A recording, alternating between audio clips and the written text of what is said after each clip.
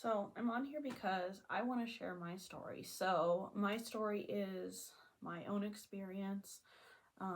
This is not universal for everyone who is diagnosed with optic nerve Drusen, but this is my story and my experience. So starting from the beginning, I am 33 years old, and that is when I have been diagnosed with optic nerve Drusen is this year. So this is a very recent diagnosis. I was just diagnosed literally 2 days ago. So super recent, March 22nd, 2024. So a little background. This is my story. This all started with a routine eye exam back in December of last year, so 2023. I went in for a routine eye exam, and my optometrist found that I had what appeared to be optic nerve swelling or papilledema. And so basically he referred me to neuro-ophthalmology, and I went through the referral process 2 times. The first time, the place that I was referred to for neuro-ophthalmology was not taking new patients, so I had to start at square one again, let my doctor know the situation, and then so my optometrist, my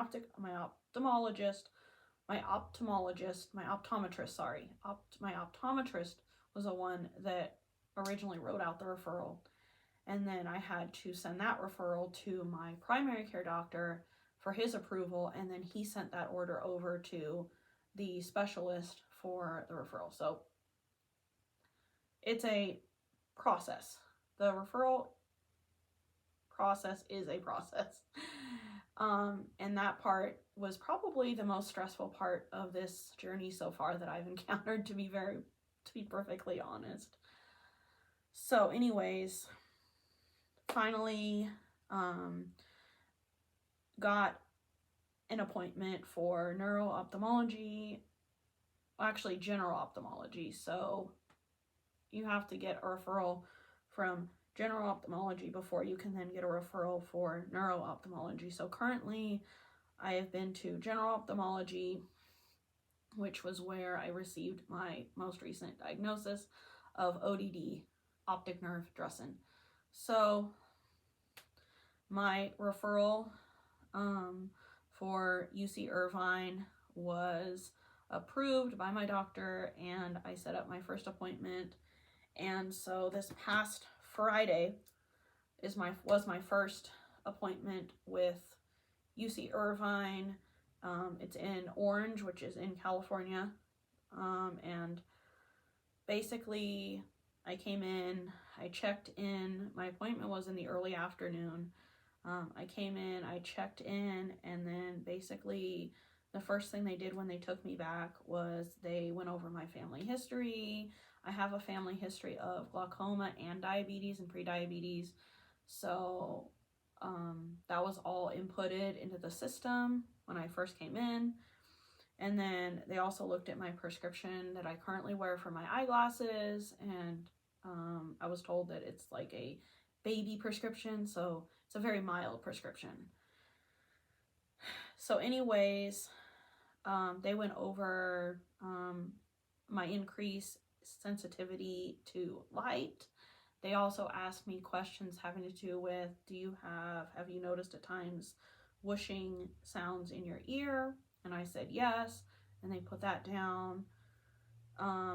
After they input all my medical information and just kind of double checked stuff that was already in the system, they did a glaucoma test, and so that checks the pressure in your eyes.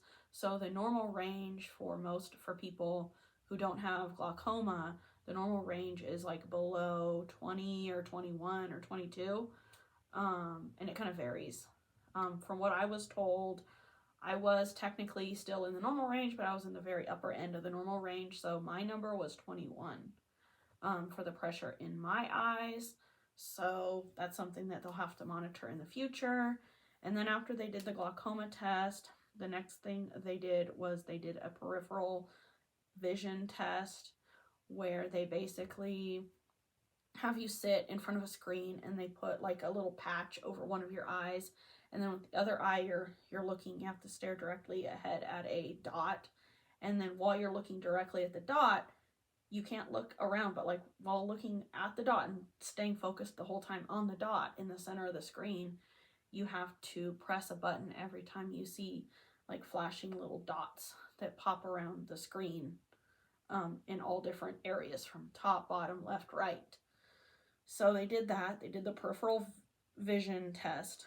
And then after that, they put drops in my eyes to dilate my pupils. So what that's going to do is it will like open up my pupils big so that they can see the internal structures in my eye and see what's going on. So they put the drops in my eyes to dilate my pupils, and then they sent me back out into the waiting area again where I first came in, and had me wait for what felt like close to an hour, honestly, which is fine because they said the effects of the eye drops can last like 2 to 4 hours, depending on different things. So anyways, went back to the waiting room for a little while, and then they called me back in, and then they looked in my eyes, a bunch of different lights and cameras that they were taking pictures of different parts of my eyes and looking at the vascular structures inside of my eye and everything, basically looking at how my optic nerve processes light and everything. They so once the ophthalmologist came in and looked at my eye was when I received the diagnosis of the optic disc Drusen. I had never heard of it before, so I was blown away by the fact that there's this basically a congenital defect that some people are born with. About 1 to 2% of the population has it, and some people can go like most, if not their entire life, and not even maybe know they have this, you know. So it's something that it's not life-threatening, and it's not something that will, in most cases, cause a person to like lose their vision, but over time it can affect a person's peripheral vision. So they said about 70% of people that have this condition later in their life will develop some level of impacted peripheral vision. So that's something that that my doctors will continue to monitor as I progress. But at this point, my outlook for me personally is very good. My vision was very good. They said, my doctor was pretty encouraging about it. He said, you know, there's no treatment for this at this point, and there's the outlook for me is pretty good, pretty positive. So the last thing they did after they kind of diagnosed me, just to confirm and show what is kind of like one of the main ways that they diagnose ODD or optic nerve Drusen is to on an ultrasound they can detect the Drusen, which are those calcium deposits that cause the shape of the optic disc to look swollen. And so they did an ultrasound on my eyes, which I'd never had done before. It actually kind of felt like a little eye massage, like, because they put like the cool gel on my eyelid. They had me close my eyes, and they put the gel on there, and then they like put the little ultrasound thing on top, and they were able to see some of the Drusen or the calcium deposits on the screen from what I was told.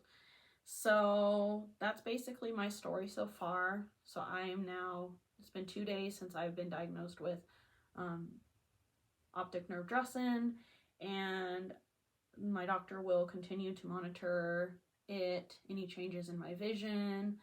I'm supposed to go back probably in the next month to have a CT scan done.